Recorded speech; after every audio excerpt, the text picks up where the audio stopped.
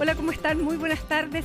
Comienza la tercera semana de octubre y desde la sala de redacción de CNN Chile estamos listos para comenzar las noticias cuando además faltan 26 días para las elecciones presidenciales. Comenzamos de inmediato con la revisión de titulares. La Fiscalía decidió no perseverar en la investigación por la fallida compraventa de la casa del expresidente Salvador Allende. Después de 10 meses de indagatoria, el Ministerio Público llegó a la conclusión que no había antecedentes para sostener una imputación. En la causa declaró el presidente Boric y le costó el cargo a la exministra Maya Fernández y a la ya ex senadora Isabel Allende. Se suma una nueva arista sobre el cobro de las cuentas de la luz. El gobierno y Transelec informaron que la empresa efectuó cobros extra por cerca de $100 millones, los que ya se comprometió a devolver. La compañía de transmisión informó además que el hecho fue comunicado a fines del año pasado a las autoridades. La gobernación de la región metropolitana anunció una querella en contra de los responsables por los rayados en la fuente alemana ubicada en el Parque Forestal, la que recientemente había sido restaurada y reinaugurada. El municipio de Santiago, en tanto, aseguró que instalará un cierre perimetral para proteger este monumento.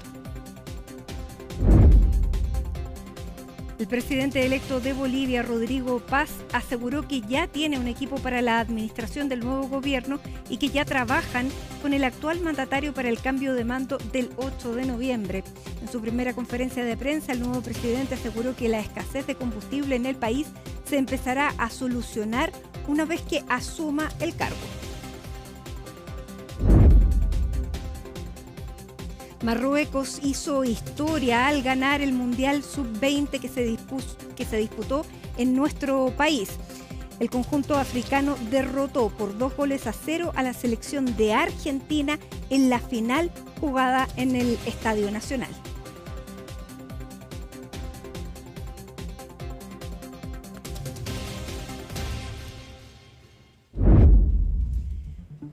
Comenzamos en política junto a Colomba Eichholz porque les decíamos, faltan 26 días ya para la elección presidencial y los roces entre Chile Vamos y republicanos no paran. Escuchamos las disculpas de la secretaria general de Republicanos, Ruth Hurtado, pero aparentemente esas disculpas, sumadas a palabras del mismo candidato, no cayeron bien en la UDI. ¿Cómo estás, Colomba? Me imagino que mejor que los candidatos. Muy buenas tardes, Mati, un poquito mejor, sí.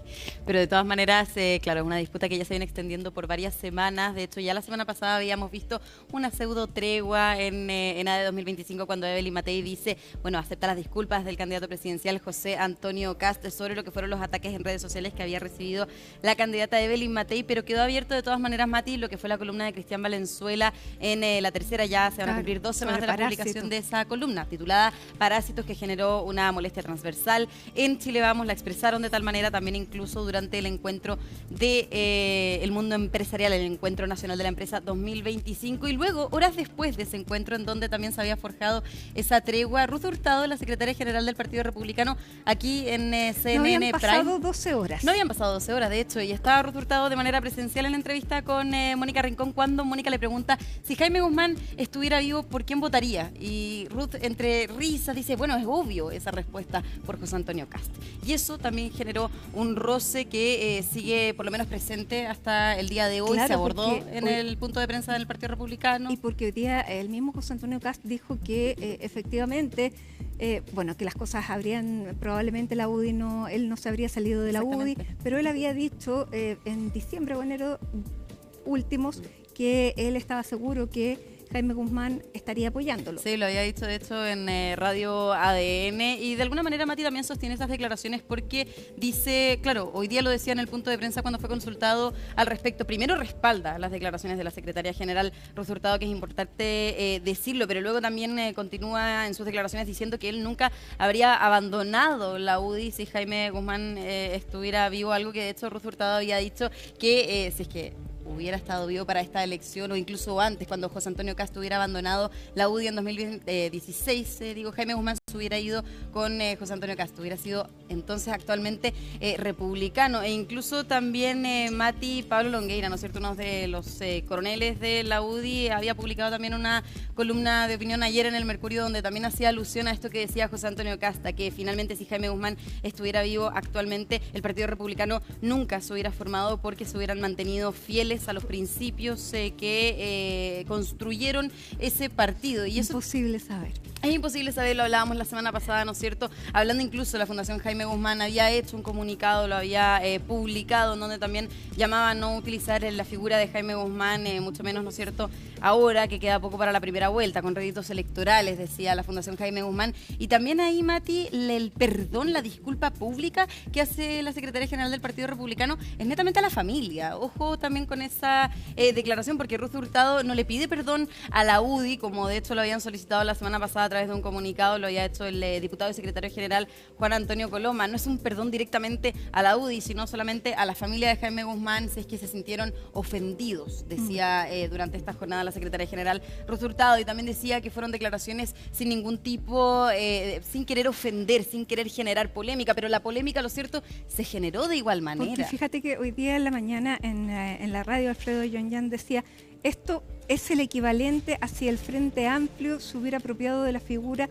de Salvador Allende. ¿Qué hubiera pasado en el socialismo? En la misma reacción que estamos viendo, dijo en la UDI, para entender los que están al otro lado y que tienen distintas sensibilidades, que pueden decir, oye, pero a lo mejor no es para tanto. Bueno, ese es el equivalente. Es verdad que hay gente a la que no, digamos, está más allá de eso. El común de las personas quiere que le solucionen los problemas y estas peleas claro, no hablan de una figura así. Claro, no le llegan. Probablemente muchos no lo conocieron, no están en el registro, no está en la preocupación. Claro, pero de todas maneras genera tensión, ¿no es cierto?, especialmente en la arena política, la arena presidencial, cuando hablamos de una figura tan emblemática para la UDI como Jaime Guzmán. Y también decía José Antonio Kast, y lo decía Ruth Hurtado esta mañana, que quizás hay pieles sensibles en la UDI. Incluso José Antonio Kast decía que es por el motivo de que si Jaime Guzmán estuviera vivo, incluso no votaría por alguno de los parlamentarios que están postulando al Congreso. Así que también hacían alusión, ¿no es cierto?, a una piel más sensible que podrían tener en la UDI, especialmente ya quedando poco para la primera vuelta presidencial. Y en elecciones las pieles son muy sensibles. Se resienten rápido. Y porque también se van acumulando diferentes tensiones. O sea, esta no es la primera tensión que hay entre Chile Vamos y el Partido Republicano. Evelyn Matei, de hecho, no se ha pronunciado por un eventual apoyo a José Antonio Kast en una eventual segunda vuelta. Están también las declaraciones de Cristian Valenzuela en su columna Parásitos, sumando ya diferentes polémicas que de hecho la candidata presidencial Evelyn Matei, si quiere dejarlas atrás.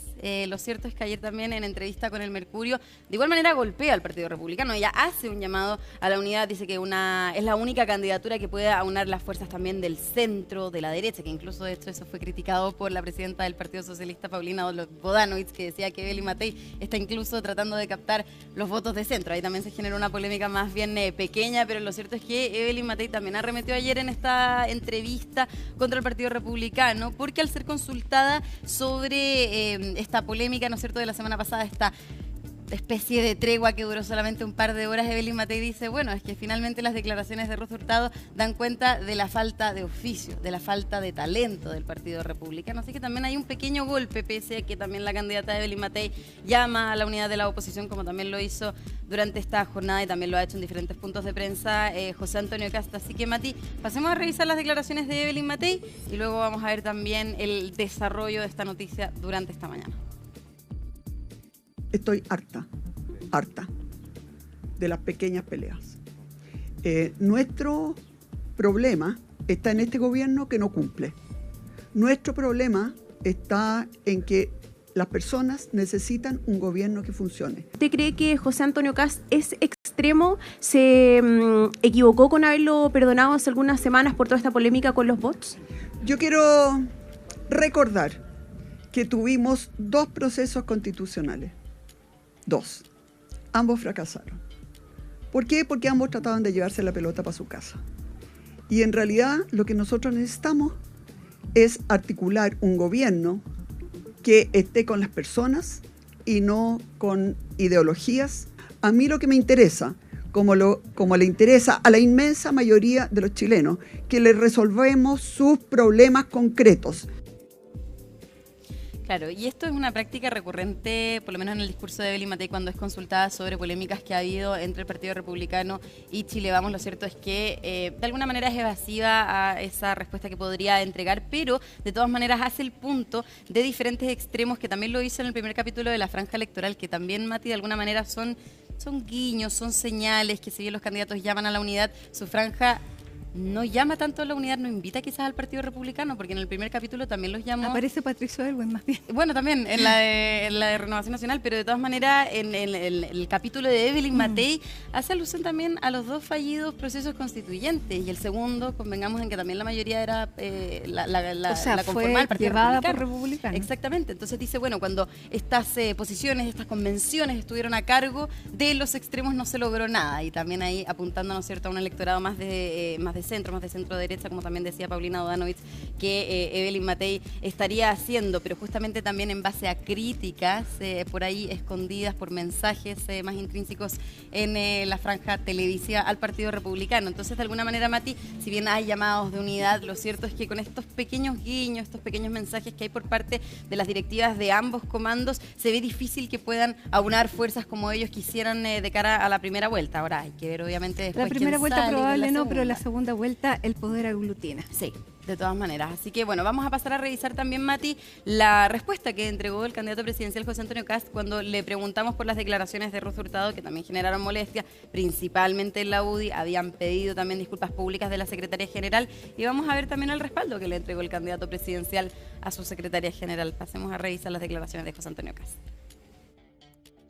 Nosotros hemos sido muy claros desde que se inició esta campaña, e incluso antes en las declaraciones que uno podía hacer en los medios, de ocuparse de los temas de uno, de cuáles son nuestras prioridades, cuáles son nuestras propuestas, y ustedes vieron que por meses íbamos planteando planes, no plancitos. En lo mismo de Jaime Guzmán, era una opinión. Era necesario levantar una declaración pública, rajar vestidura. ¿Eso es lo que habría hecho Jaime Guzmán? Ya que nos preguntan qué habría hecho Jaime Guzmán en mi lugar. Les aseguro que Jaime Guzmán no habría sacado declaraciones, rectificaciones, esto, lo otro, porque no se habría perdido un minuto. Nuestra principal urgencia hoy día es combatir el crimen organizado, el narcotráfico. Si ustedes necesitan que yo les pida disculpas, se las pido. Superemos la etapa, sigamos trabajando por Chile. Esa última declaración, Mati, es bueno, un poco lo que hablábamos fuera de cámara, ¿no es cierto? Que de alguna manera no fue una disculpa directa por los ataques en redes sociales O sea, a más Evelyn bien él Matei. nunca pidió disculpas, sino que Evelyn Matei hace una semana, el martes pasado, en esta reunión de la ENADE, ella dice, te perdono, pero nunca José Antonio Kast se las había pedido, por lo tanto lo descoloca un poco, y él no le dice, no le da las gracias, sino que le dice, te entiendo. Sí, porque también me ha pasado estos ataques en redes sociales, me han atacado físicamente, y claro, y empatiza, ¿no es cierto?, con este dolor que sufrió la candidata Evelyn Matei, que de hecho, bueno, lo ha reiterado en Porque si en hubiera hartas asumido, ocasiones. perdón, habría asumido responsabilidad. Claro, y él no asume responsabilidad. Él dice que el Partido Republicano, por lo menos su candidatura, ha utilizado las redes sociales de buena manera. Lo que sí fue una declaración muy similar a la que daba en el punto de prensa, la que finalmente dio pie para que Evelyn Matei aceptara ese tipo de disculpa, porque de alguna manera esto había sido en Radio Pauta, antes de ENADE, si no me equivoco, el viernes antes de ENADE, donde, bueno, decía exactamente lo mismo que en este punto de prensa. Si la deja tranquila una declaración pública, bueno, la hacemos, pero en ningún minuto hay una disculpa directa, porque, de nuevo, José Antonio Kast tampoco se ha hecho responsable. Dice que él no está detrás de estos ataques en redes sociales y que el Partido Republicano usa las redes sociales de buena manera, y en eso han sido insistentes, por lo menos en la candidatura de José Antonio Kast. Y hoy también fue insistente la secretaria general Ruth Hurtado sobre sus declaraciones tras el respaldo también que le entregó José Antonio Kast públicamente en este punto de prensa. Lo cierto es que sí, Ruth Hurtado pidió disculpas, pero directamente a la familia de Jaime Guzmán por si se habían sentido ofendidos tras también la declaración de la Fundación Jaime Guzmán en la semana pasada, que llamaba, como ya decía, a no utilizar la figura de Jaime Guzmán en tiempo electoral. Así que también ahí hay una disculpa, pero una disculpa, como yo decía, a la UDI en sí misma, a la directiva de la UDI, que sí se sintieron ofendidos, sino más bien está para la familia del ex senador. Y también Ruth Hurtado, al igual que José Antonio Kast, y también que la declaración de Evelyn Matei llama a concentrarse en lo que sí le importa a los chilenos, que es la delincuencia, ¿no es cierto? Todas las propuestas que también todos los candidatos están, valga la redundancia, proponiendo. Hay debate, de hecho, este domingo y también estarían concentrados, ¿no es cierto?, los diferentes comandos Escuchémosla. en eso. Vamos a pasar a revisarla.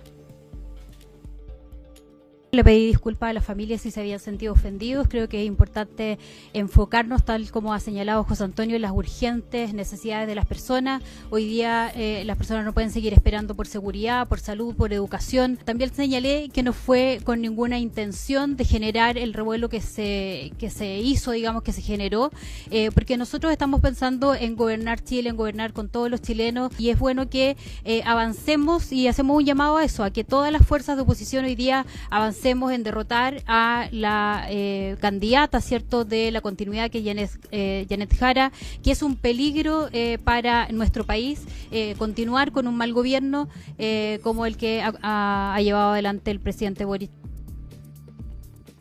Agradezco que Ruth Hurtado haya pedido disculpas, agradezco que el candidato José Antonio Kast haya bajado el tono y que haya parado toda esta especulación respecto de lo que haría o no haría Jaime Guzmán. Esto de andar tironeando la relación entre las dos candidaturas un día después de que José Antonio Kast y Evelyn Matei se habían abuenado en ENADE no tenía ningún sentido.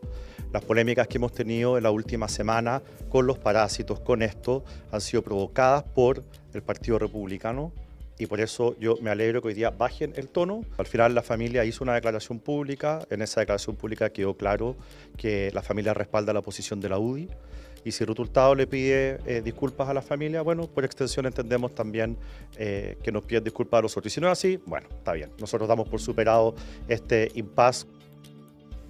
Bueno, y pareciera que en todas las declaraciones que hemos escuchado todos pasan página, decía Guillermo Ramírez, también lo decía José Antonio Kast, Evelyn Matei, así que vamos a ver si es que ese pase de página, ¿no es cierto?, perduran el tiempo y de alguna manera aunan fuerzas, ¿no es cierto?, en la oposición de cara a la primera vuelta. Ahora, si eso no sucede, obviamente vamos a estar aquí para analizarlo, para discutirlo, porque también se dan estas tensiones tan cerca de la primera vuelta presidencial. Muchas gracias, Colomba. Y a esta hora nos vamos rápidamente a la comuna de Recoleta, donde está Felipe Hernández, porque se ha producido hace algunos instantes un gravísimo accidente. Cuéntanos, Felipe.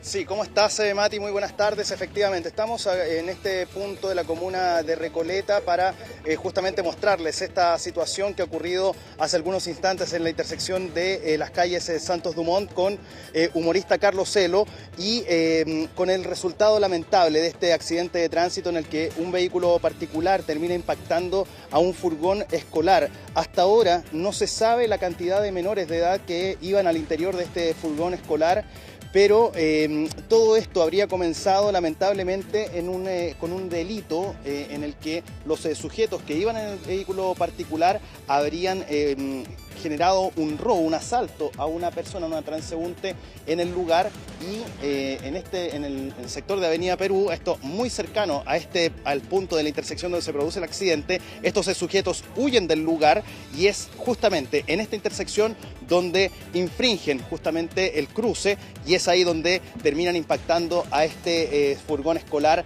que deja con una cantidad indeterminada de lesionados, y hasta ahora no se ha podido verificar si es que existe o no algún fallecido. Ha trascendido que sí, pero eso todavía no hay información oficial al respecto. Estoy con una testigo justamente de este lamentable accidente. No la vamos a mostrar, por cierto, porque nos ha pedido un resguardo, pero te queríamos preguntar de inmediato, ¿cuál es la situación que se vivió hace algunos instantes acá? Yo estaba caminando con mi hija a la avenida de Buscar del Jardín, acá en el barrio.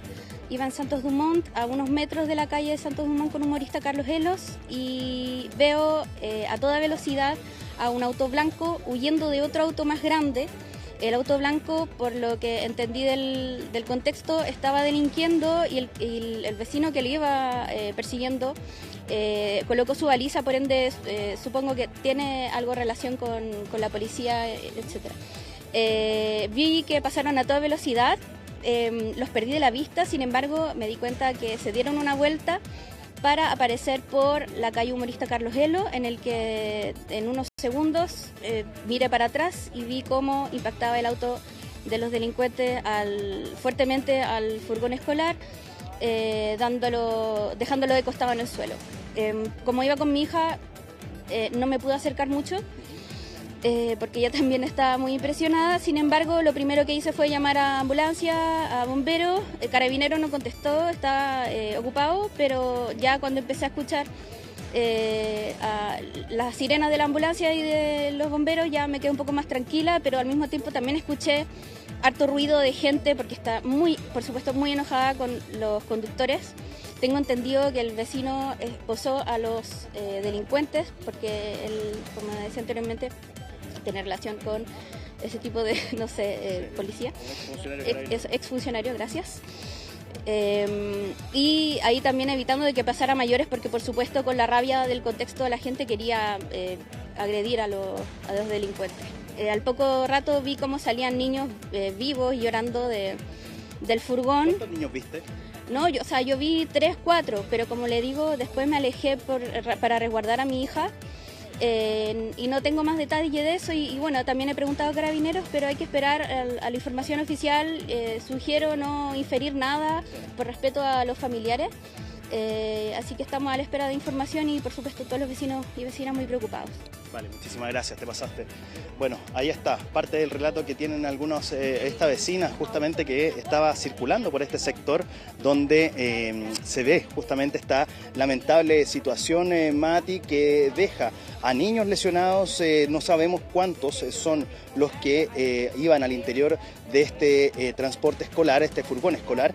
Mientras tanto, los dos ocupantes del vehículo que provocó este accidente de tránsito, que serían dos delincuentes que, como te señalaba en un comienzo, habrían realizado un robo a una transeúnte que circulaba por la vereda de Avenida Perú y que provocó la huida de estos sujetos, bueno, están detenidos por parte de Carabineros debido a que justamente resultaron aparentemente lesionados también y se aprovechó, por cierto, de detenerlos para justamente dejarlos en custodia policial y a la espera de poder resolver qué va a pasar con ellos en este contexto de este robo y posteriormente con el resultado de este accidente de tránsito ocasionado por ellos mismos. ¿Qué nos dijo esta persona? Nosotros tuvimos la chance de conversar con José Luis del Real, quien es justamente en el relato que nos daba esta vecina, sería justamente la persona que persiguió a estos sujetos en su vehículo. Es un ex funcionario de Carabineros, funcionario en retiro de Carabineros, y habría seguido justamente a estos sujetos para finalmente darles alcance tras este robo. Él los habría retenido justamente, los habría mantenido en el suelo a la espera de la llegada del personal de Carabineros en este lugar. ¿Capitán? ¿Sí? Sí, estamos en vivo para CNN Chile. Sí. Para que se junten y empecemos perfecto. Una sola cuña a todos, por favor. Perfecto. Sí, nos están pidiendo entonces que nos acerquemos para justamente poder tener alguna vocería por parte de Carabineros. Vamos a esperar entonces que el comandante Gonzalo Villarreal nos pueda entregar alguna declaración respecto de esta situación. Nos vamos a acomodar aquí. Le voy a pedir a Cristian Álvarez que nos podamos mover hacia el punto donde se va a realizar esta vocería por parte de Carabineros para poder tener mayor claridad respecto de la situación que se está viviendo entonces producto de este accidente donde ya está trabajando personal de la CIAT de Carabineros. ¿Podemos ya, comandante, tener la voz, por supuesto, respecto de esta situación? Muy buenas tardes. Su nombre y su cargo, por favor. Teniente Coronel Gabriel Villanueva González, subprefecto de los servicios de la Prefectura de Santiago Norte. ¿Cuál es la situación que se vivió acá? Tenemos lamentablemente un accidente de tránsito que se produce con un vehículo particular, que ya tengo información clara que se trata de dos delincuentes que se encontraban realizando robos con violencia en el sector y que al darse la fuga, lamentablemente, colisionan un vehículo que transportaba menores de edad. Tengo que dar la triste noticia de que uno de los menores fallece en el mismo lugar de los hechos. El niño fallecido, ¿cómo lo identifican, digamos, después del accidente? ¿Los vecinos se acercan a ayudar? Obviamente el cuerpo está todavía aquí en el lugar, así que lo identificamos a raíz de eso. Tenemos que todavía llamar a familiares u otras personas importantes que quieran saber de lo que pasó. ¿Los menores iban al interior del furgón? Primero, los delincuentes están detenidos.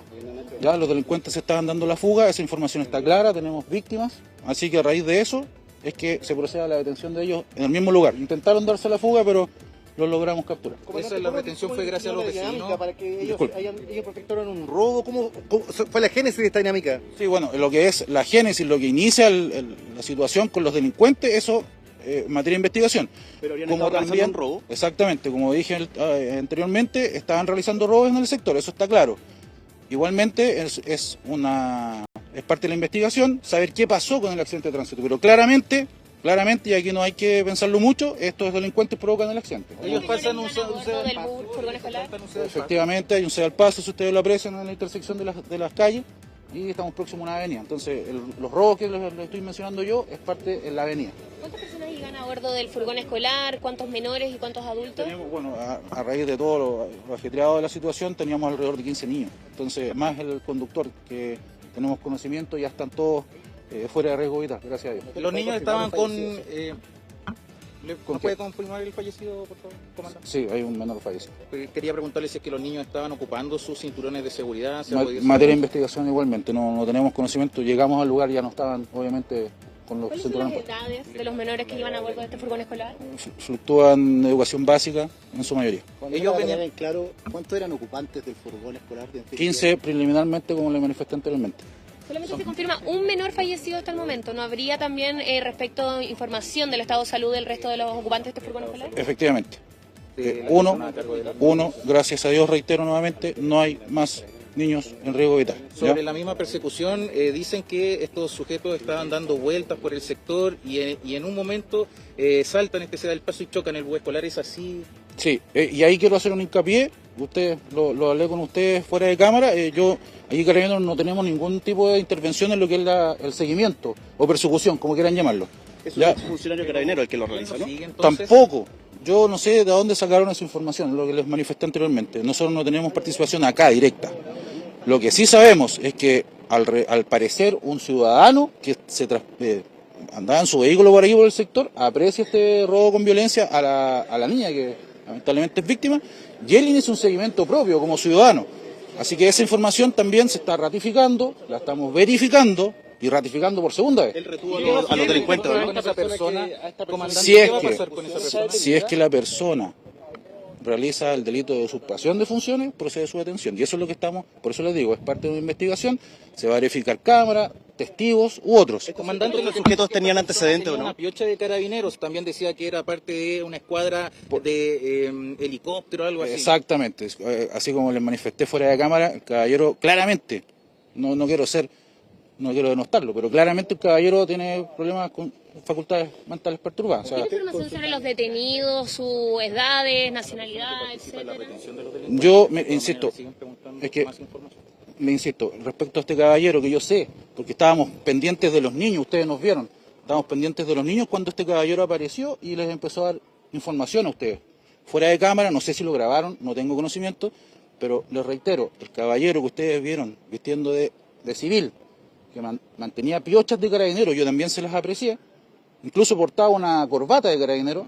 Ese caballero, yo le solicité su identificación y no se identifica como miembro de Carabineros de Chile, ni tampoco otra institución. Por eso les digo, lo que es referente a este señor, que podría haberle dado algún tipo de información a ustedes, que él participó, que él hizo algo, eso es materia de investigación y lo vamos a verificar. Se está ratificando, reitero, por tercera vez. Se va a ratificar. ¿Podría ser detenido? Podría ser detenido, podría ser efectivamente un ciudadano, un buen ciudadano, que actuó y gracias a él tenemos detenido. Pero también tenemos la lamentable consecuencia de tener un niño fallecido. Antecedentes de los delincuentes. Que es lo relevante en este caso. Hay un menor fallecido, además, en el furgón escolar. ¿Qué es lo que se puede hacer mención respecto, por ejemplo, a los detenidos? ¿Tienen antecedentes, son mayores de edad? Sí, ambos detenidos son mayores de edad, masculinos, con antecedentes penales. Ambos. Cuando llega Carabineros acá en el lugar, ¿ellos estaban en el interior del vehículo? Estaban dando la fuga. Gracias al accionar de Carabineros en moto específicamente, pudimos detenerlos rápidamente. ¿Cuál es la edad del fallecido, comandante? Materia de investigación, no quiero... ¿Antecedentes policiales de los Bien, delincuentes? ahí está entonces las palabras que entregaba el comandante de Carabineros a propósito de este hecho lamentable que termina entonces con un menor fallecido producto de este grave accidente ocurrido aquí en la intersección de Santos Dumont con humorista Carlos Elo, Mati, y que ya, como lo escuchaban en la voz del comandante de Carabineros, lamentablemente se ha confirmado la muerte de uno de los menores que iban al interior de este furgón escolar y que lamentablemente termina con esta situación ocurrida aquí, con este accidente de tránsito provocado por dos sujetos que iban a bordo de este vehículo particular y que termina entonces impactando en la huida para no ser alcanzados después de haber ocasionado un robo aquí en la misma comuna de Recoleta, en Avenida Perú, a unas cuadras tan solo del punto donde ocurre este fatal accidente de tránsito en el que un menor de edad, como lo señalábamos, resulta fallecido. Trágica noticia, muchísimas gracias Felipe por el detalle de esta lamentable información. Buenas tardes. Buenas tardes. Son las 6 de la tarde y volvemos con información política para conocer qué fue lo que revela la última encuesta CADEM, cuando además solamente podremos conocer las encuestas hasta el día sábado, al menos publicadas en territorio nacional. Vamos junto a Macarena Román para conocer qué es lo que indica esta última encuesta CADEM y cuáles son los escenarios en segunda vuelta. ¿Cómo estás, Maca? Hola Mati, muy buenas tardes.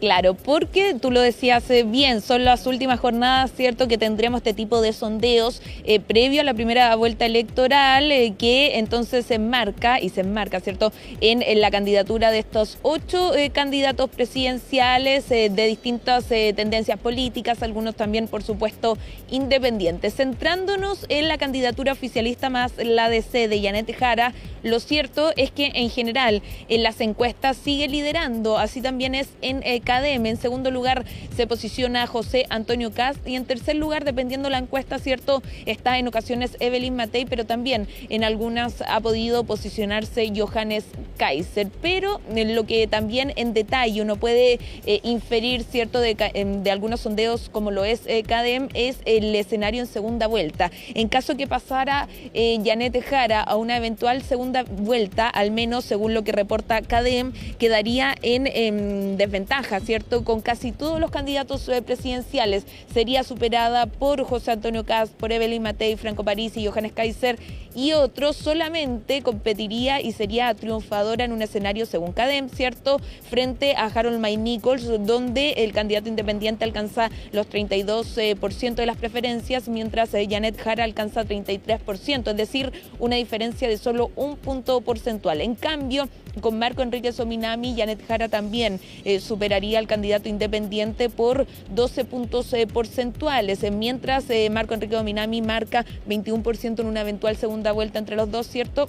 La candidata Yanet Jara marca más de 30%. Ese es el escenario. Ella sabe también, hoy se le preguntaba respecto a esto, ella decía, yo sé que tengo un camino difícil, ¿cierto?, en una eventual segunda vuelta, pero también decía que a ella le gustaban estos escenarios porque la hacían motivarse aún más con el desafío de ganar la carrera presidencial. Vamos a empezar a escuchar de inmediato a la candidata oficialista y de la DC, Yanet Jara, que hoy, en un marco, ¿cierto?, de una nueva estrategia comunicacional de cara a la primera vuelta, fue ella quien protagonizó estas vocerías tradicionales de los lunes que está llevando a cabo su comando. En general lo hacían los propios voceros, ¿cierto?, de esta candidatura, que en este minuto es Alejandra Sepúlveda con Ricardo Lagos Weber, ambos senadores de la República, y ahora entonces tomó el rol de su propia vocería, ¿cierto?, al menos durante este lunes, la propia candidata Yanet Jara. Las encuestas son fotos del momento. Y de lo que yo vi en la primaria, esto es bien volátil y al final la gente es la que decide. A mí en los puntos de prensa de las primarias se me preguntaba todas las semanas, poco menos que para qué seguía en carrera si no había ninguna posibilidad, de acuerdo a la encuesta, que ganara las elecciones primarias. Y todos sabemos el resultado que eso tuvo, entonces yo creo que hay que mantener la calma y seguir trabajando. La segunda vuelta es una etapa que se tiene que, primero, empezar con el hito del 16 de noviembre. Yo lo quiero decir bien claro porque aquí nadie debe dar carreras por corridas. Yo tengo toda la perspectiva de ganar la primera vuelta y pasar a segunda vuelta, pero eso lo va a decir la ciudadanía y en eso quiero ser sumamente respetuosa. Claro, algunos dicen, cierto, que la única encuesta que vale es la que se va a llevar a cabo el próximo 16 de noviembre, con la primera vuelta presidencial, luego ya de cara a la segunda vuelta pactada para el 14 de diciembre. Lo cierto es que con estos resultados, al menos en una eventual segunda vuelta, Janet Jara no tiene un escenario favorable, al contrario, se ve cuesta arriba, cierto, cuando se compara con otros candidatos de oposición, por ejemplo, ya lo decíamos, la propia Belén Matei, José Antonio Kast, pero también con otros candidatos que están un poco más atrás en los sondeos, pero que en eventuales segunda vuelta superarían a Janet Jara según Cadema. Hablamos de Johannes Kaiser o el propio Franco Parisi. Vamos a pasar a escuchar también algunas impresiones de los candidatos a los cuales superaría Janet Jara en una eventual segunda vuelta. Hablamos de Harold May Nichols, que solo sería un triunfo de 1 punto porcentual, es decir, se está dentro del margen de error, ¿cierto? Y también de Marco Enrique Sominami, quien le quita un poco de importancia a las encuestas y dicen que son elementos que son falibles y que por lo mismo él tiene la esperanza, ¿cierto?, puesta en lo que pasa el 16 de noviembre. Yo primero decía que las encuestadoras se transformaron en armas de propaganda. Sería bueno que algún día reguláramos esto, porque fíjese, ellos van instalando una realidad que hace que ustedes en todas las entrevistas me preguntan de esto. Las mismas encuestas, ¿sabe cuánto me dieron en cada una de las elecciones anteriores? Lo mismo. Y siempre multiplicamos por 5, por 8 o por 20 el resultado. O sea, da lo mismo. Las observamos, pero quiero darle algunos datos para su público. Dice ahí que el 20% es indeciso, ¿no es cierto? Dice también ahí que el 30% tiene un voto blando. O sea, 50% de la encuesta dice que no está decidido. Segundo, ¿sabe cuánta gente le responde el teléfono a las empresas encuestadoras? El 5 o el 10%. El 90% de los chilenos no responden encuestas. La gran encuesta y la única que tiene valor es la del 16 de noviembre. Nosotros tenemos y hacemos nuestra propia encuesta, donde caminando por el Paseo Ahumada, tomando el metro, ayer los bocinazos que recibimos en la Costanera y en La Salina, en Viña, bocinazos de apoyo, nadie me dice nada en contra. Esa es nuestra verdadera encuesta. Ahora, respecto de lo que se vale, que competimos con Janet, obviamente al equipo le levanta la moral, lo ayuda, pero tenemos que seguir trabajando para ir posicionándonos cada vez mejor. Mati, todos estos comentarios también mientras en paralelo continúa la franja electoral. Son dos bloques, ¿cierto? Uno que va a las 12:40 de la tarde y otro que va a las 20:40 también de la tarde, donde se puede ver en algunas circunstancias a los candidatos presidenciales y en otras a las listas parlamentarias. En el ámbito de la franja electoral presidencial no ha estado exenta de polémica. Se ha cuestionado el uso de inteligencia artificial o el abuso para algunos de inteligencia artificial por parte de Marco Enrique Sominami. En otras ocasiones se ha cuestionado el mensaje de alguno de estos candidatos. Por ejemplo, la candidata Janet Jara criticaba el hecho de que parte del jingle de José Antonio Kast hiciera alusión a sin comunismo. Ella decía que a pesar de que piensa totalmente distinto del Partido Republicano, jamás se imaginaría o pretendería llevar a cabo sacarlos del mapa político al propio Partido Republicano, apuntando y haciendo la crítica, ¿cierto?, a esa frase de sin comunismo del candidato republicano José Antonio Kast. Por otro lado, también se hace alusión, ¿cierto?, a las críticas que han hecho algunos candidatos presidenciales en la propia franja electoral, críticas al gobierno, pero también a sus adversarios políticos en esta carrera hacia la moneda. Vamos a pasar a escuchar algunas de las impresiones que ha dejado ya la franja, que se extenderá hasta el 13 de noviembre previo a la elección presidencial de primera vuelta. Y sobre el gesto de republicano a sin comunismo, fíjese que yo pienso bien distinto a los republicanos, pero nunca se me ocurriría anularlo o borrarlo del mapa. Esa es la diferencia entre quienes estamos por un sistema en el cual Chile sea un puro país unido y quienes creen que son los dueños de la verdad, que en definitiva se convierten en autoritarios. ¿Y está dispuesta o no a congelar su militancia? Mire, ese tema no está sobre la mesa y yo agradezco todas las sugerencias que se hacen, pero las decisiones en definitiva las tomo yo. ¿Ustedes quieren sacar del mapa al PC? No, para nada, lo queremos sacar del gobierno, no. Ese es nuestro objetivo, porque le han cortado la libertad a las personas. Hicimos sin continuidad, sin corrupción. Yo creo que esa pregunta se responde rápido y directo. Nosotros miramos con mucha esperanza lo que ha ocurrido en Bolivia, porque se han quitado el yugo precisamente de los amigos del actual gobierno en Chile. Si el actual presidente, el presidente que va dejando el cargo en Bolivia, era muy amigo, él y su vicepresidente, de nuestro actual presidente Gabriel Boric.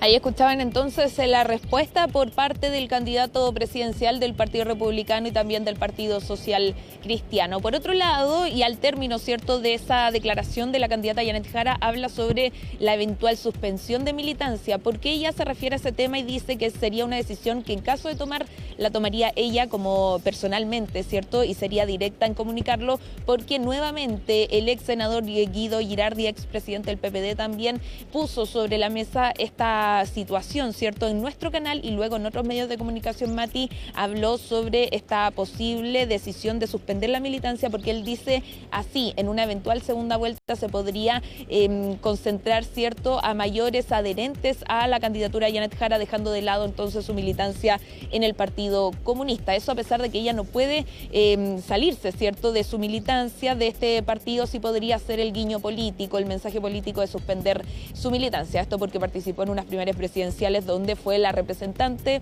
del PC. Por otro lado, no ha sido el único partido que ha tenido también insinuaciones en las preguntas de la propia prensa. Por ejemplo, la DC. ¿Por qué? Porque desde la Democracia Cristiana se molestaron por el uso de una imagen del ex presidente Patricio Aylwin en una franja parlamentaria, específicamente de Renovación Nacional. Dicen que hay que ser respetuosos, obviamente, de las tendencias políticas y de la historia por parte de la DC. Eso sí, parte de la familia, la ex ministra Mariana Aylwin, le bajó el perfil a esta polémica y decían que se estaba haciendo una reacción excesiva respecto a esos segundos en que sale Patricio Aylwin en una franja de Renovación Nacional. Escuchemos las palabras de la candidata de Chile Vamos, Evelyn Matei, quien también quiso opinar respecto a este tema, bajándole el perfil al uso de esta imagen. Recordemos que se ha iniciado un proceso para sacar a la democracia cristiana chilena del Grupo Internacional de la Democracia Cristiana, ¿no? Porque nunca se ha visto que colaboren con el Partido Comunista en otras partes. Y el presidente Aylwin fue un presidente, yo estuve en la vereda del frente, yo era oposición en esa época, pero nosotros vimos a una persona que realmente quería sacar al país adelante. Así que lo que digan o no algunos presidentes del partido, de ciertos partidos, yo creo que finalmente son las personas las que juzgan. Al respecto de esa polémica, Mati, la candidata Janet Jara comparó, ¿cierto?, el uso de la imagen del ex presidente Patricio Aylwin con esta discusión que lo comentaba Colomba Eichholz respecto a por quién votaría Jaime Guzmán. Dice que están haciendo lo mismo RN que lo que está haciendo la UDI con el Partido Republicano, que el Partido Republicano intenta, ¿cierto?, llevarse esa percepción de un eventual voto hacia sus filas, mientras la UDI, por supuesto, defiende el legado de Jaime Guzmán. Dice que es comparable este escenario cuando se quiere apropiar de una imagen que no corresponde a la tienda política. Bien, muchísimas gracias, Macarena. Macarena Román con la información política a esta hora de la tarde. Y en estos momentos nos vamos con esta imagen de la capital. Les contamos que hay 26 grados en este momento en Santiago. Para mañana se esperan 26 grados también de máxima. Hoy la máxima llegó a los 27 grados. Hacemos un alto y vamos a volver con Paulina Valenzuela. Ella es socia fundadora de DataVoz, precisamente para hablar del momento electoral, cuando quedan 5 días solamente para poder publicar y conocer estudios de opinión. Ya regresamos con más. Estamos de regreso en Hoy es Noticia y como les contábamos, vamos a hablar de las encuestas cuando estamos a prácticamente 5 días de que se puedan publicar dentro del territorio nacional los sondeos de opinión. Estamos con la directora fundadora de DataVoz, Paulina Valenzuela. Paulina, muchas gracias por estar aquí con nosotros en la mesa de la sala de redacción de CNN Chile. Muchas gracias por la invitación. Bueno, escuchaste a los candidatos referirse a las encuestas. Cada uno, claro, lo toma de acuerdo a su propia realidad, a las expectativas, a las experiencias pasadas. Lo cierto es que a partir del sábado ya no vamos a poder, por lo menos, publicar en Chile, porque se publican de todas maneras en redes sociales. Primero, ¿qué te parece esa restricción? La veda. o sea, yo no estoy de acuerdo con la veda, porque de alguna manera se limita a un círculo específico de personas que pueden ver encuestas, porque encuestas se siguen haciendo. Básicamente porque se requiere calibrar los modelos, saber si funcionan bien tus modelos para el futuro. Entonces se siguen haciendo encuestas. Pero influye en la opinión de la gente saber quién va ganando, porque siempre se dice que a la gente le gusta sumarse o votar por el que va ganando. El ganador, o a veces por el perdedor, como una... Bueno, mira, hay varias teorías, especialmente en la ciencia política, respecto del efecto de las encuestas, pero no es concluyente la evidencia. O sea, efectivamente en una elección donde hay altos niveles de desinformación, de quiénes son los candidatos, qué dice, qué piensa la gente, puede que tengan algún efecto, pero no es el caso en Chile, yo creo. Por lo tanto, 2 semanas antes, en que ya sabemos además que la gente tiende a tomar sus decisiones más cerca de la elección, es como quitarles un espacio de información. Nosotros en la IME, la Asociación de Investigación de Mercado y Opinión Pública de Chile, y en WEI, porque es la Asociación Mundial de Investigadores de Opinión Pública también, defendemos la idea de que no debería haber veda, o por último la veda se cierra el día anterior al acto electoral. Lo otro, yo diría que es un poquito de hipocresía, porque las encuestas circulan a través de los WhatsApp, con unos carteles que dicen confidencial, pero igual la gente las hace circular. Entonces, quienes tienen acceso a esa información, en realidad es un segmento, la élite, por decirlo de alguna manera, y el resto de la población no sabe. Bajo el supuesto de que influyen o no, yo por lo menos creo que cuando los niveles de información son muy bajos, puede influir. Sin embargo, dicho eso, piensa lo que acaba de pasar en Bolivia, que en las encuestas nadie esperaba, claro. Exactamente, decían todo lo contrario. ¿Y por qué creo que la encuesta es útil? Es para dimensionar, el saber lo que está ocurriendo, es para dimensionar especialmente el indeciso, o el que va a votar nulo y blanco. En eso las encuestas te ayudan, te dan una pista al menos. No es que lo dimensionen completamente, pero te dan una pista de por lo menos dónde están los mayores niveles de desinformación. Y ¿cuál es el desafío? Porque con voto obligatorio es muy difícil llegar a todo el padrón electoral, las encuestas, o sea, hacer finalmente una muestra que sea representativa de todos los que van a votar, porque hay sectores que están subrepresentados en la encuesta, que son los sectores de IE, ¿no es verdad? No en todas las encuestas, es que ese es el otro problema, de que hoy día han aparecido muchísimas encuestas de distintos métodos, modos, o sea, a modo de ejemplo, la Academia es telefónica, la Criteria, el Pulso Ciudadano, todas son web. Hay otras que son paneles longitudinales, como el caso de Pulso Ciudadano.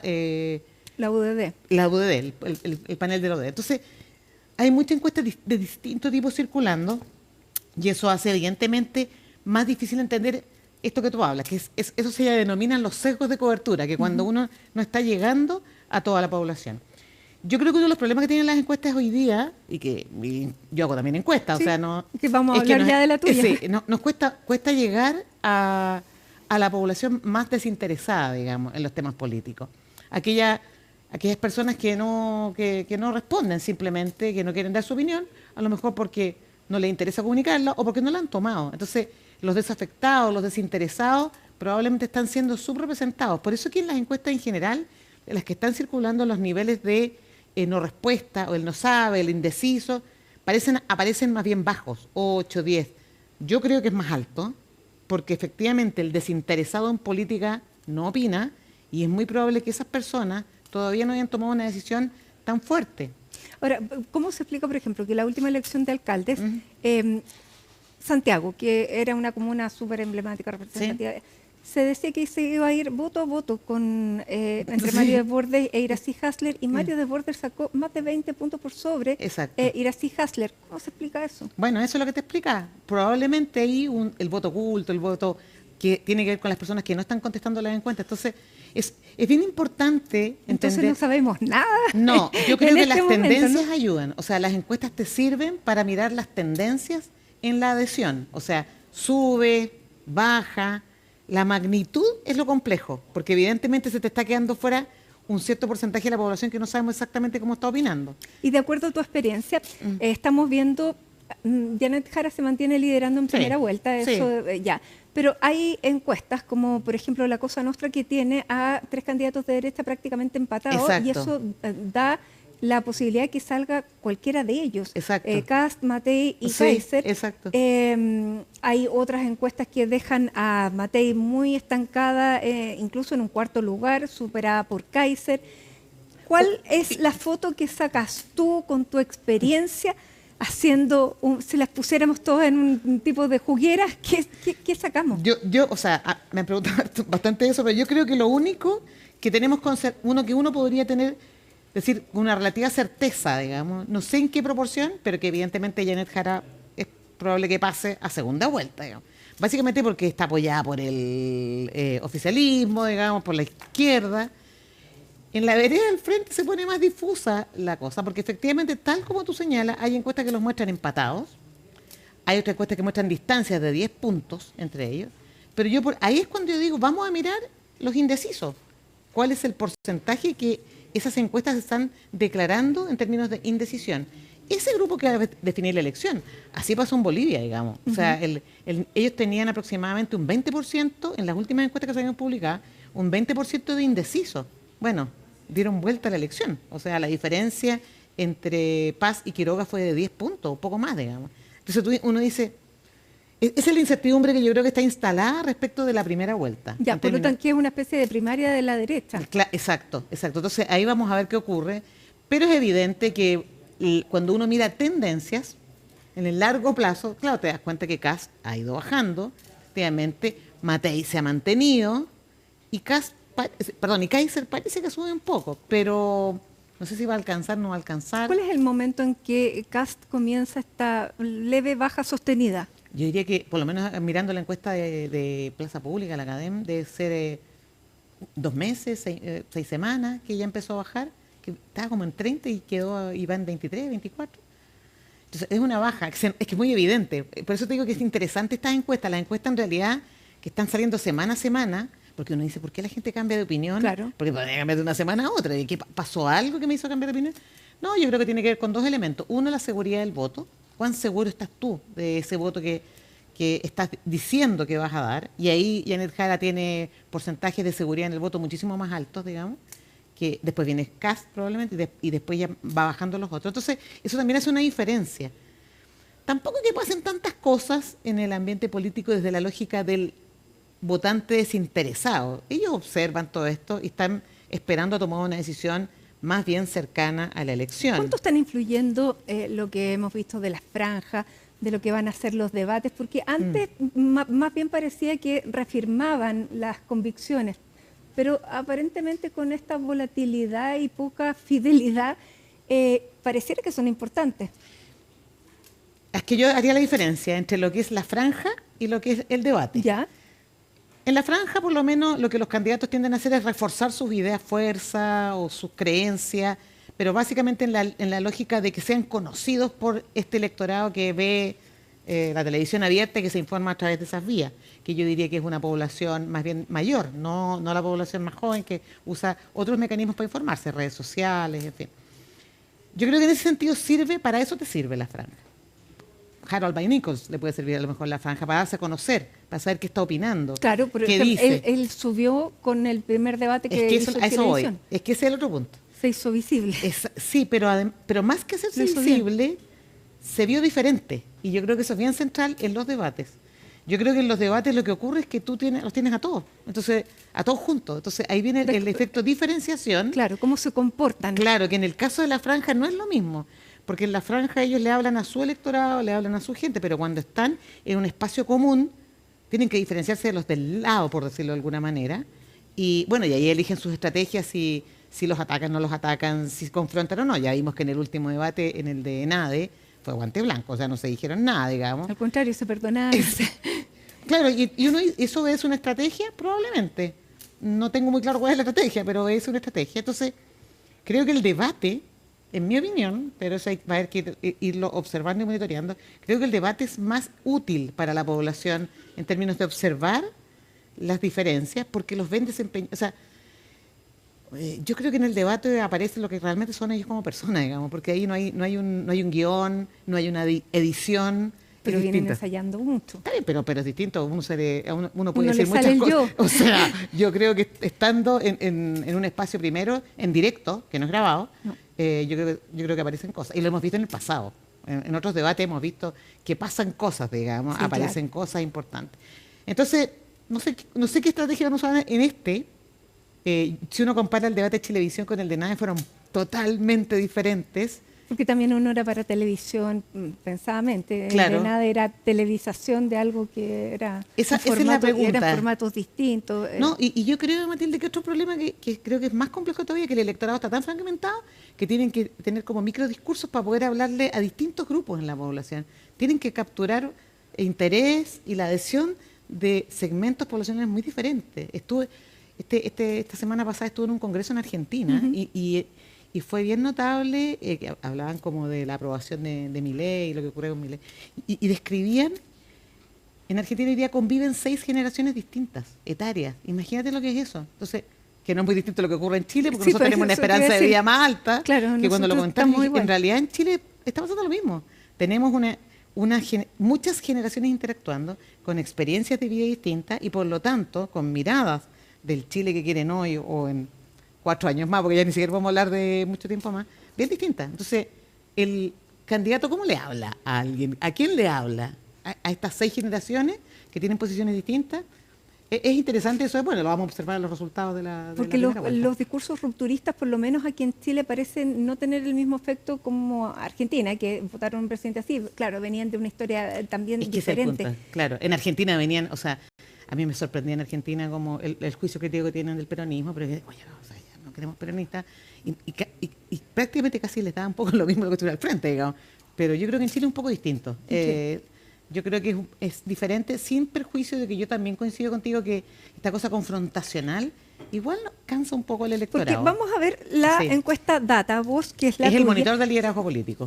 Claro, que es cómo quedan los candidatos representados, más bien valoraciones más que intención de voto. Que no, el que está arriba no es el que va apuntando en las preferencias de cara a una elección presidencial, sino que cómo la gente los evalúa. Sí.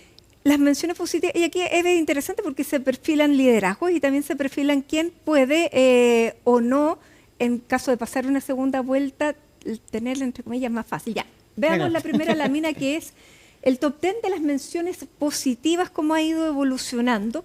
Y bueno, mejor nota, más oscuro el color. Mejor lugar. Exactamente. Claro. José Antonio Kast va liderando y sigue liderando con un 28% de menciones positivas.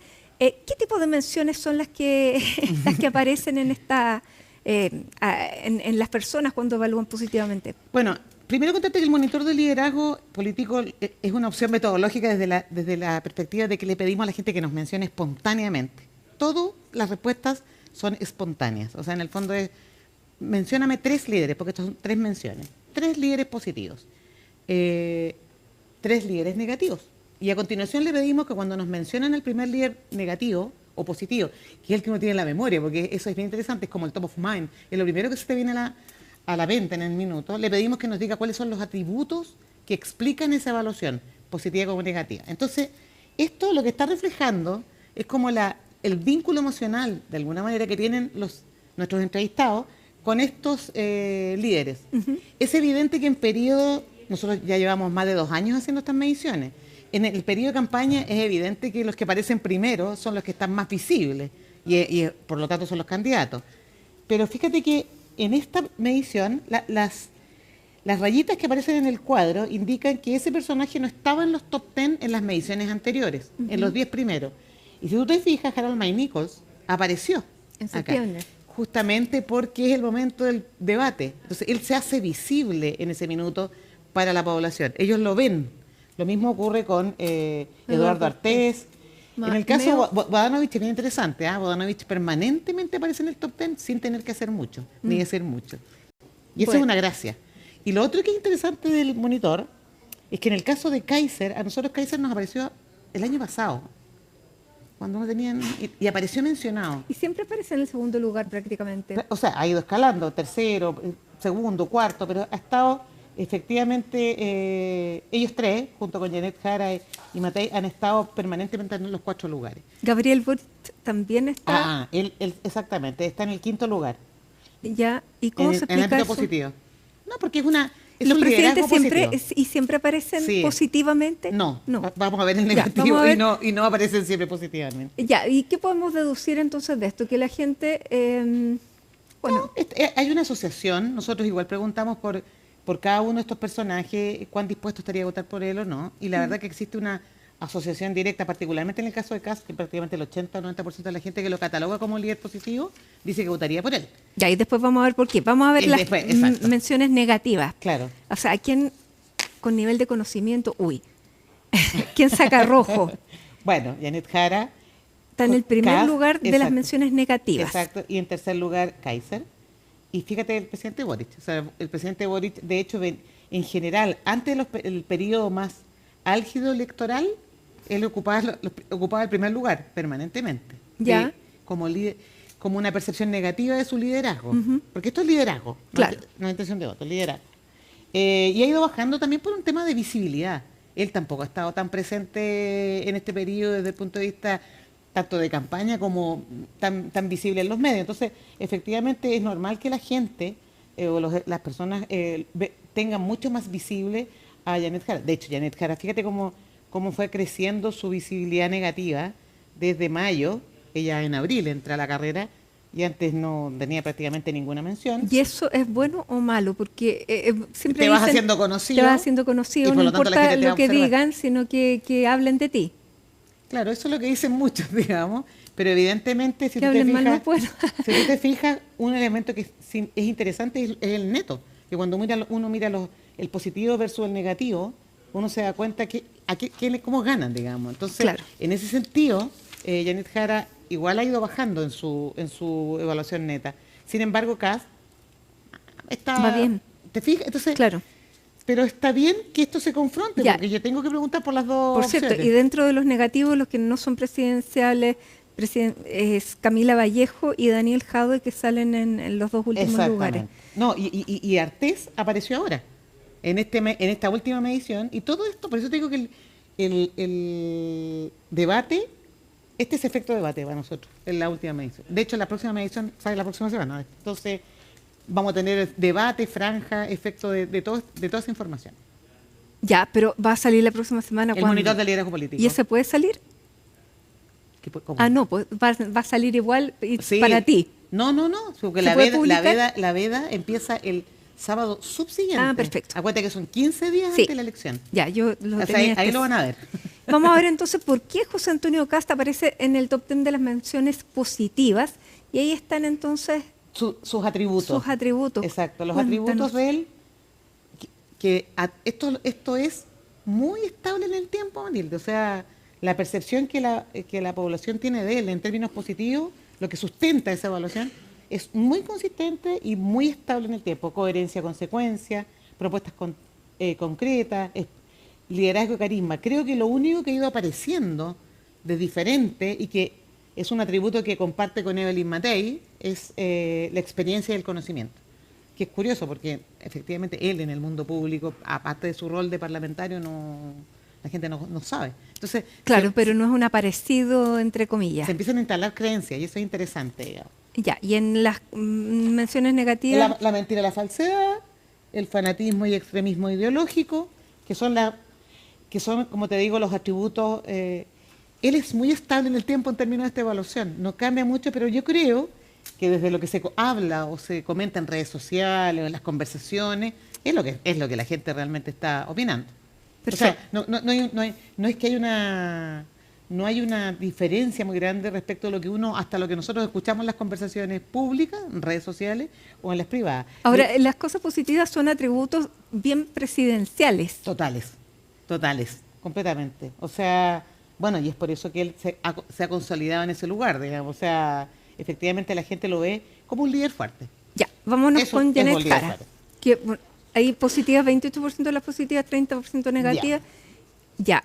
Es que es muy interesante. Ahí, claro, es interesante. No sale bien Janet Jara. No, en el neto no, evidentemente. No, y también a ver, veamos vamos. lo positivo. ¿Por qué la consideran una líder positiva?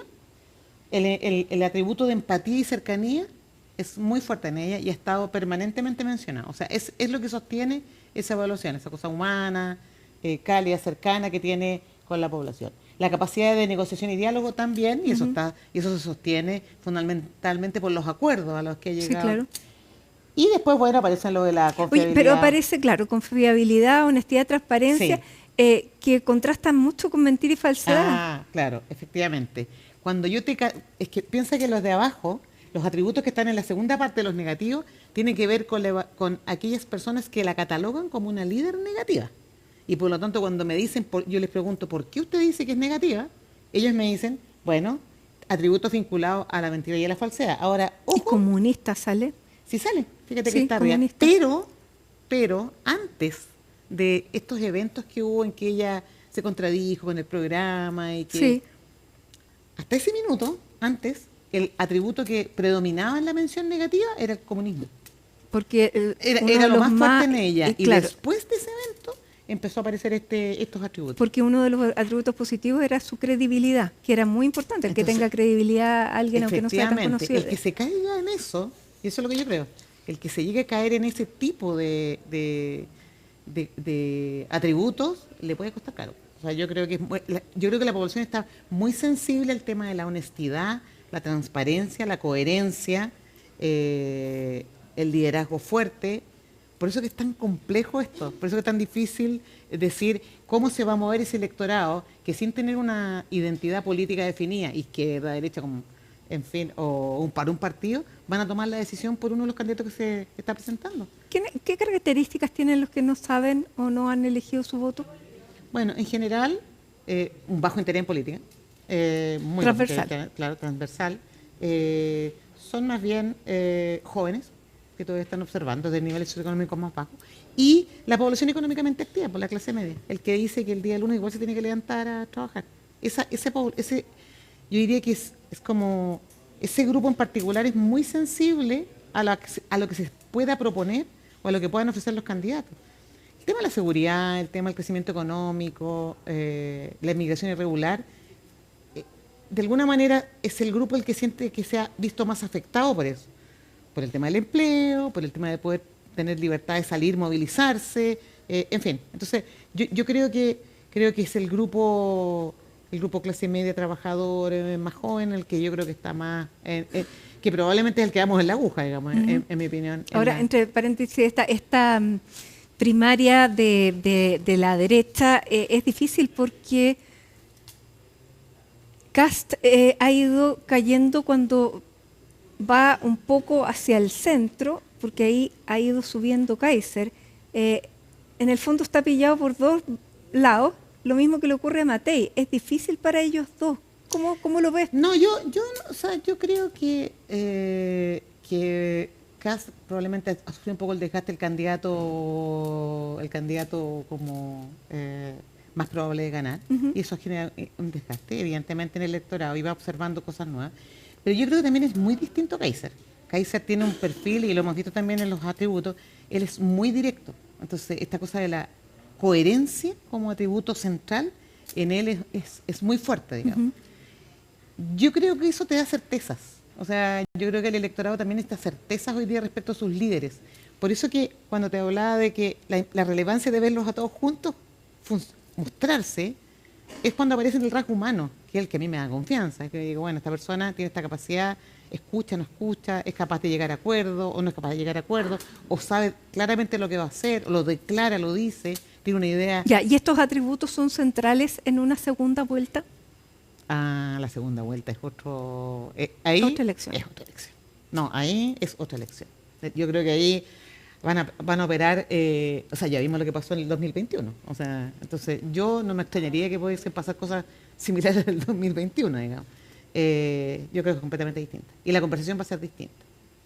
Bueno, y aquí estaremos esperándote para Cuando conversar quieran. en ese momento. De todas Paulina maneras. Valenzuela, fundadora, directora de Monitor de Liderazgos Políticos DataVoz. Muchísimas gracias por estar aquí con nosotros. No, muchas gracias, Matilde, por la invitación. Un agrado. Hacemos un alto, son las 6 de la tarde con 41 minutos. Nos vamos con esta imagen de la capital del Biobío, Concepción, donde hay 16 grados a esta hora de la tarde. Hermoso atardecer. Ya regresamos con otras noticias del día, por cierto, todo lo que ha pasado en el ámbito internacional y el deporte.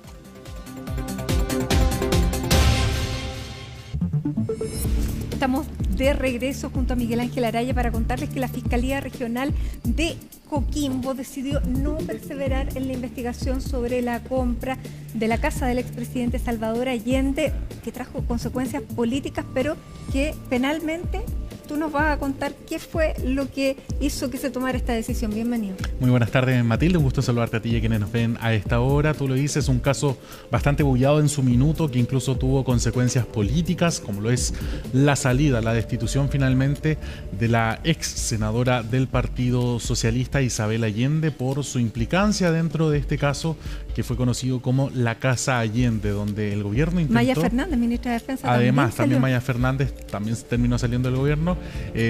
Sin embargo, en el caso de Isabel Allende fue por una decisión del Tribunal Constitucional, una institución que toma la decisión de sacarla de sus funciones, destituirla por haber incumplido finalmente lo que señala nuestra Constitución política, que es que ministros de Estado no pueden celebrar contratos, ministros ni tampoco senadores ni parlamentarios pueden celebrar contratos con el Estado mientras están en el ejercicio de sus funciones, lo que acá se había visto finalmente acreditado según consideró el Tribunal Constitucional en este intento de compraventa por cerca de 1.000 millones de pesos de la casa de Salvador Allende, que iba finalmente a ser transformada en un museo, pero que cuando se destapa este caso, finalmente no se logra concretar el traspaso de la vivienda al Estado para que pudiese hacer las modificaciones pertinentes. Por un tema constitucional.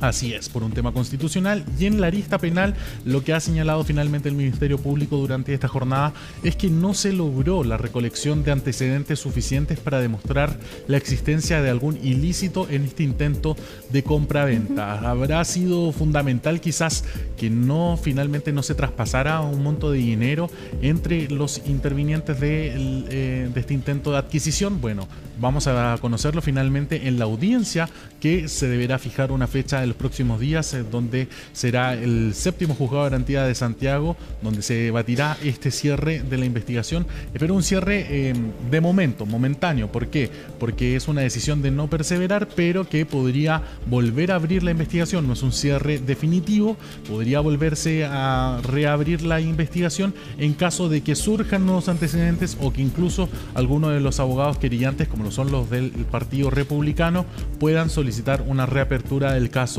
si es que así lo consideren necesario, y eso también tendrá que ser evaluado por el tribunal respectivo. Pero ¿qué les parece si pasamos a revisar cuál fue la declaración que realizó durante esta jornada la Fiscalía Metropolitana, mejor dicho, la Fiscalía Regional de Coquimbo, quien era la que llevaba esta indagatoria hace ya varios meses atrás, encabezada por el fiscal regional de Coquimbo, Patricio Cooper, quien también estuvo envuelto en la polémica previo a este caso, sus vínculos liderando la investigación de Procultura, algunas decisiones que se tomaron ahí, pero finalmente en esta arista del caso de la Casa de Allende ha tomado la decisión de no perseverar. Dice: la Fiscalía Regional de Coquimbo, luego de las diligencias de la investigación, se resolvió comunicar la decisión de no perseverar en la causa investigada.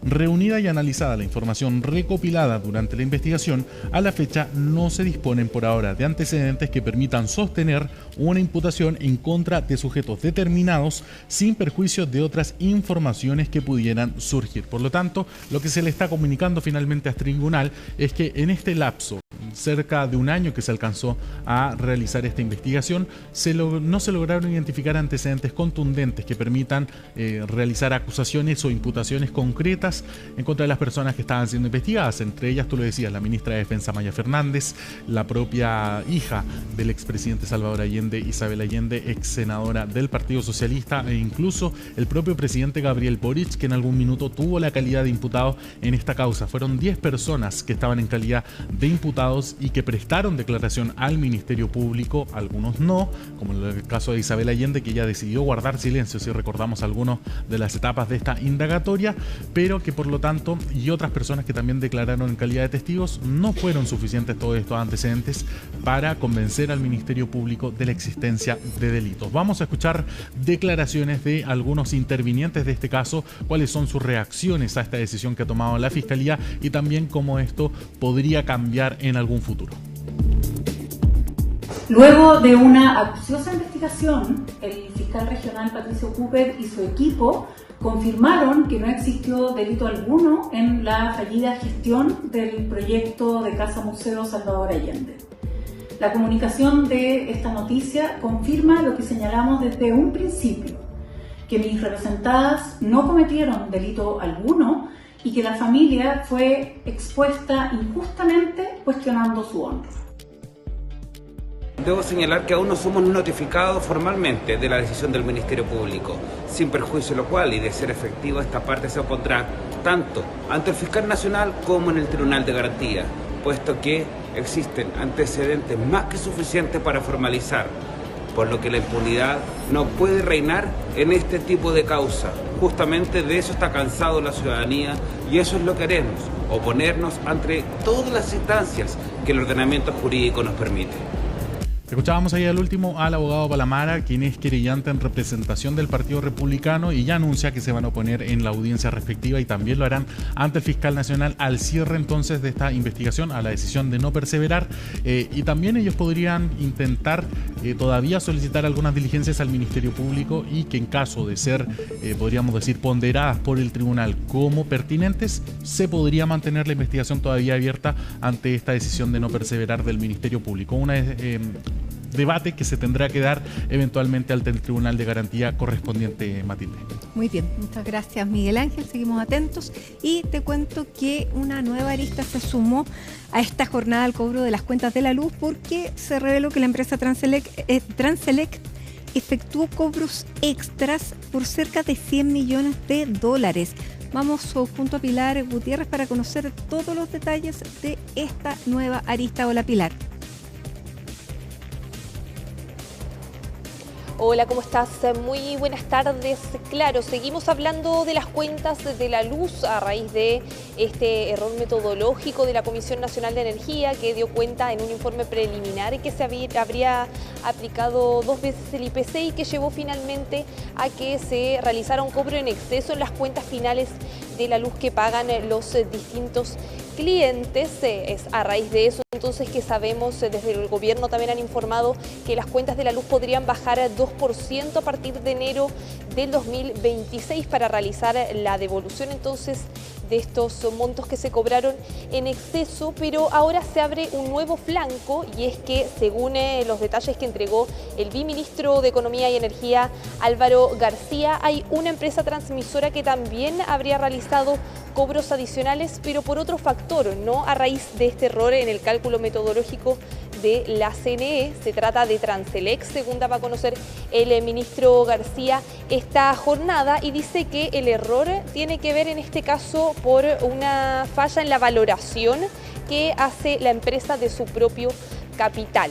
Una situación que, según detallaba el ministro García, fue dada a conocer por la misma empresa a la autoridad que notificó de esta situación y que finalmente han manifestado la disposición que tienen para hacer la devolución de estos montos en exceso para los clientes finales. Ahora, ¿cómo se devolvería aquello? ¿Cómo se devolverían esos montos? Ahí lo que detallaba el ministro García es que sería por la misma vía que se está haciendo con el caso del error metodológico que va a corresponder a las empresas generadoras. Sería a través de un descuento en las cuentas de la luz a partir de enero próximo también, y esto sería vía decreto tarifario, como se ha dado a conocer hasta el momento. Pero lo que hay que tener en cuenta acá entonces es que esto se suma como un descuento adicional al que ya había anunciado el gobierno. A este descuento del 2% promedio a nivel nacional se le agrega entonces este componente de la transmisión, el caso específico de la empresa Transelec, como lo daba a conocer entonces el ministro de Energía Álvaro García. Escuchemos las declaraciones que entregó a la prensa por el tema. Hemos comprobado que una empresa transmisora en particular también tuvo un cobro adicional al que correspondía. La propia empresa se dio cuenta de esta situación y nos la hizo ver, y hemos convenido que la forma de devolver esos recursos sea nuevamente reduciendo las tarifas que las personas recibirán en enero próximo. La empresa es Transelec y el monto es similar al que hemos conversado de la empresa generadoras a un poco más de 100 millones de dólares. Fue entonces también posterior a ese anuncio y durante la tarde en que la misma empresa Transelec también hizo un comunicado oficial en donde entregó detalles con respecto a la situación que ya informaba el ministro Álvaro García, en donde dicen lo siguiente, esto es parte de la declaración de prensa. De manera inédita, a fines de 2024, la empresa comunicó de manera oportuna y voluntaria esta situación al Ministerio de Energía, la Comisión Nacional de Energía y el Coordinador Eléctrico Nacional, actuando con diligencia incluso antes de dimensionar completamente el alcance de la situación y solicitando la adopción de las medidas necesarias para corregir a la brevedad el nivel tarifario y restituir los montos correspondientes a los clientes finales. Estas inconsistencias se debieron a la complejidad del proceso tarifario bajo la Ley de Transmisión publicada en 2016, que exigió a todas las empresas transmisoras elaborar sus inventarios de instalaciones con un gran nivel de detalle para la industria. Estos inventarios sirven para determinar el cobro eléctrico final, en nuestro caso por transmisión, para los siguientes procesos tarifarios. Es parte entonces de los detalles que entregaba en este comunicado oficial la empresa aludida, la empresa Transelec, en donde reafirman que esta situación se le habría informado en 2024 a las autoridades correspondientes. Parte entonces del tema que va a continuar hacia adelante, también saber cuándo fue que el gobierno, la versión del gobierno y cuándo se enteran de esta situación, pero según informan desde la empresa habría sido en el año 2024. Sin embargo, hoy el ministro dice que han llegado a un acuerdo con la empresa y que se van a realizar entonces esas devoluciones, se supone en enero de 2026. Y quien también se refirió al tema de las tarifas eléctricas esta mañana fue la presidenta del Banco Central, Rosana Costa, en donde aludió precisamente a los efectos que podría tener esto hacia adelante y que podría también haber tenido en el pasado, por ejemplo, sobre la inflación y otros componentes de la economía. Escuchemos lo que decía Rosana Costa. Cada una de las instancias en las cuales toma las decisiones de política monetaria, y en esa instancia vamos a revisar si esto tiene un efecto material, si es relevante o no en las proyecciones, así como otros factores que pueden haber incidido desde la última proyección. Eso lo vamos a revisar entonces en las instancias que corresponden. Los cálculos, el cálculo del IPC le corresponde al Instituto Nacional de Estadística, es la institución encargada legalmente de calcular el IPC. El Banco Central, la ley lo mandata a calcular la UEF, y la ley es bien estricta en la metodología con la que se calcula con las cifras de IPC que entrega el Instituto Nacional de Estadística y además impide recálculos de la variable.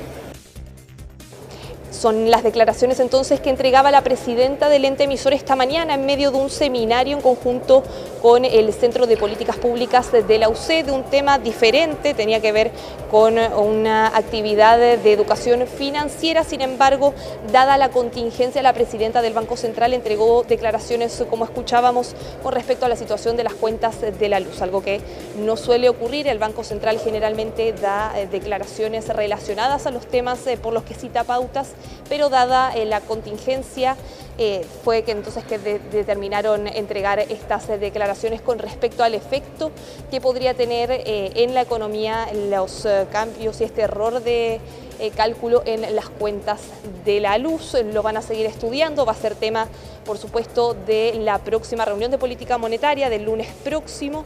Era parte de lo que decía Rosana Costa esta mañana. Eso sí, pudimos hablar con expertos que ya hacen algunas estimaciones del efecto que este error metodológico en las cuentas, en el cálculo de las cuentas de la luz habría tenido sobre otros componentes de la economía, no solo el alza en los precios de la luz, sino que también el efecto sobre el IPC como un todo y los efectos de segunda vuelta también sobre otros bienes y servicios. Y ahí lo que decían los expertos es que se trata de un efecto que es bastante marginal sobre la economía como un todo y que de todas formas es muy difícil de determinar realmente cuál es el impacto que esto ha tenido en forma concreta. Escuchemos el análisis que hacía por el tema el economista de Claves UC, Germán González. Cada vez que sube la inflación, ¿verdad?, en este caso por el aumento de las tarifas eléctricas, hay efectos sobre la UEF y sobre otros precios, son lo que llamamos efectos de segunda vuelta sobre la inflación. Sin embargo, en mi opinión, es muy difícil que esos efectos se puedan recoger en un cambio tarifario, y de hecho prácticamente imposible. Entonces lo que corresponde ahora es hacer el ajuste, a mi juicio, en las tarifas eléctricas. Eso, si es que termina impactando a la baja en la inflación, va a tener efecto a la baja automáticamente en la UEF y en otros precios, pero es posible, ¿verdad?, que parte de los efectos que vimos al alza por estos reajustes que fueron más allá de lo esperado sobre otros precios en la economía simplemente no se pueden revertir y solo tengamos el ajuste en la tarifa eléctrica en el mes de enero. Es parte del análisis entonces sobre el efecto que tendría este error metodológico en el cálculo de las cuentas de la luz sobre otros componentes también de la economía, sobre la UEF también, por ejemplo, que es lo que se usa para determinar los precios de los arriendos, contratos de seguros, entre otros. Es parte entonces también de los temas que se van a seguir analizando hacia adelante, temas que va a discutir también el Banco Central, y hay que ver también cuál es el efecto adicional que podría llegar a tener también esta rebaja adicional que se anunció esta jornada por parte del tema de la transmisión a raíz de este cobro adicional también que habría estado realizando la empresa Transelec. Bien, muchísimas gracias, Pilar, por la información. Seguiremos atentos entonces a cómo se traducen las cuentas. Muy buenas tardes.